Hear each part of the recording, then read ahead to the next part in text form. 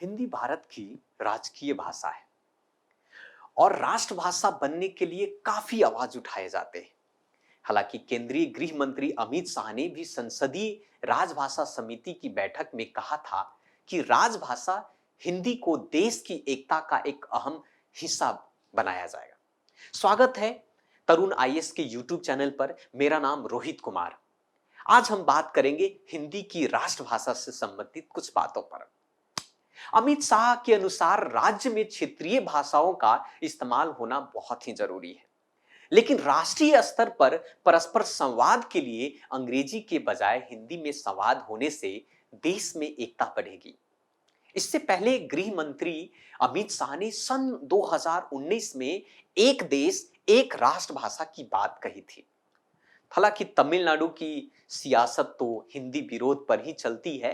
इसके अलावा केरल, कर्नाटका, पश्चिम बंगाल में जो गैर भाजपा दलों के कई नेताओं ने हिंदी विरोध का झंडा उठा लिया। बात करते हैं कि हिंदी भारत की राष्ट्रभाषा आखिर क्यों नहीं है और आखिर इसे क्यों बनना चाहिए। हिंदी का सामाजिक और सांस्कृतिक महत्व है। भारत समेत दुनिया के कई देशों में हिंदी की बहुलता से इस्तेमाल होता है। हिंदी के इस स्वरूप और विस्तार को देखते हुए गैर हिंदी भाषी राज्य गुजरात से जुड़े महात्मा गांधी ने सन 1918 के हिंदी साहित्य सम्मेलन में हिंदी को राष्ट्रभाषा के रूप में स्वीकार करने की बात कही थी। भारत में पिछली जनगणना सन 2011 में हुई है और भारत में लगभग 1383 देसी भाषाएं हैं, लेकिन जनगणना में लगभग 121 भाषाओं का मुख्य विवरण जारी होता है। आंकड़ों के अनुसार बात करें तो भारत में लगभग 52.8% या 52.8 करोड़ यानी कि 43.6% लोगों ने हिंदी को अपनी मातृभाषा और 13.9 करोड़ लोगों ने दूसरी भाषा बताया था।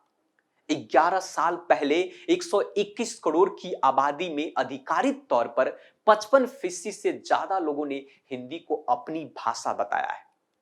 राष्ट्रभाषा हिंदी की अनेक बोलियां हैं और इनके स्थानीय शब्दों के इस्तेमाल की पूरी छूट भी है। इसलिए इसकी बम्बईया हिंदी, कलकतिया हिंदी जैसी कई शैलियों भी विकसित हो गई है।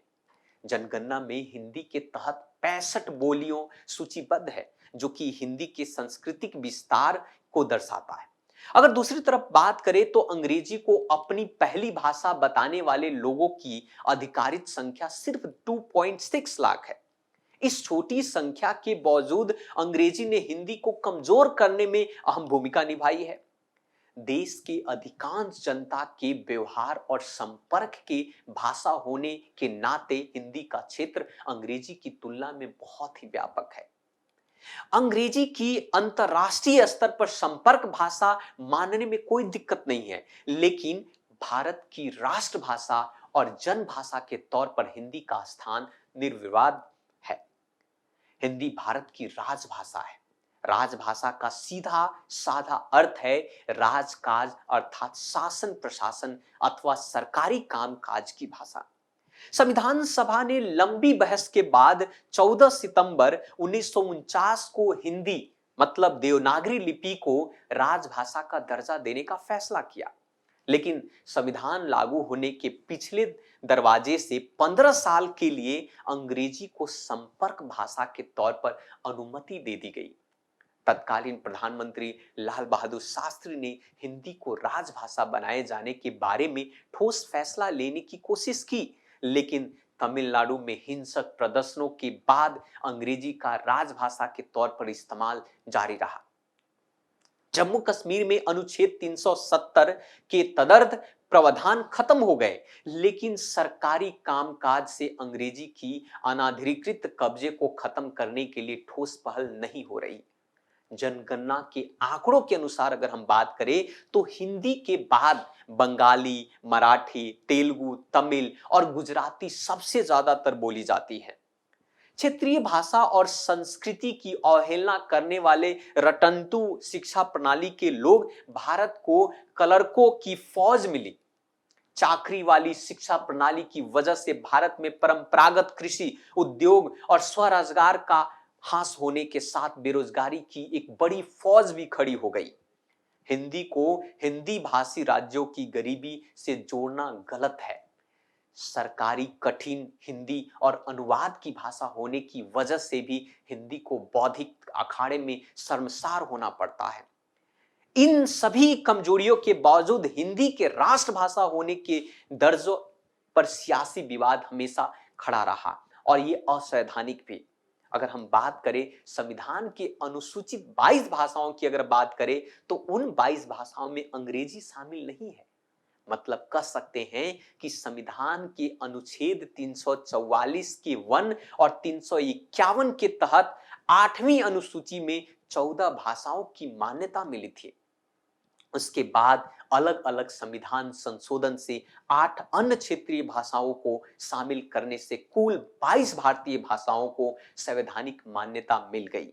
जो लोग हिंदी की अन्य 21 भाषाओं के साथ बराबरी का तर्क गढ़ते हैं, वो लोग यह नहीं बताते कि उन 22 भाषाओं के साथ संविधान में अंग्रेजी को मान्यता नहीं मिली। अधिकांश भारतीय भाषाएं संस्कृत से जन्मी है और हिंदी का प्रभाव बढ़ने से अनेकता में एकता बढ़ेगी, जबकि अंग्रेजी की प्रधानता से देश की सांस्कृतिक विविधता नष्ट होती है। मुट्ठी भर अंग्रेजी को भारत जैसे विशाल देशों में शासन करने का था। उनके लिए मैकाले ने अंग्रेजी शिक्षा प्रणाली की सौगात दी। अंग्रेजी के कैंसर से सरकारी फाइलें, कानून की किताबें और शिक्षा प्रणाली बुरी तरीके से ग्रस्त हैं। हिंदी को मान्यता मिलने से क्षेत्रीय भाषाओं के बजाय अंग्रेजी का वर्चस्व खत्म होगा। इससे करोड़ों आम जनता को लाभ मिलने के साथ प्रशासनिक कुशलता में बढ़ोतरी होगी और स्थानीय युवाओं के लिए रोजगार के अवसर बढ़ेंगे। इसलिए राजभाषा के तौर पर हिंदी को उसकी संवैधानिक हक मिलना ही चाहिए। ऐसी बात मैं नहीं, ये पीढ़ी करती है। तो आज के लिए हम इतना ही रखते हैं। इसी प्रकार के बहुत सारे इंफॉर्मेटिव वीडियो के लिए इस चैनल पर बने रहें। इस चैनल को सब्सक्राइब करें और तथा बेल आइकन भी आप प्रेस करें। तो मिलते हैं फिर से दूसरी खबर में। आज के लिए इतना ही। Thank you very much. धन्यवाद।